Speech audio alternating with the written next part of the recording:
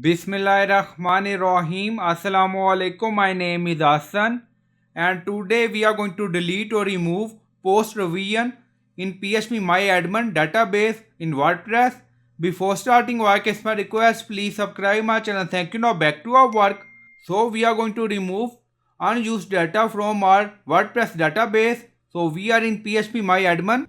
So we are going to remove post revision.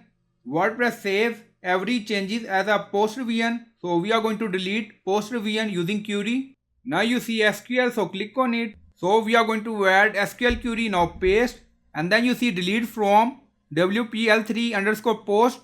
So this is our table, and this is our table prefix WPL3. So you can add your table prefix, and then you see where post type revision, and you will find this query in video description or in comment section, and then click on go. Now you see 0 row deleted. So in this way you can delete all post revision same time from WordPress database. So I hope you like this video. Please like, comment, share, subscribe. Thank you for watching.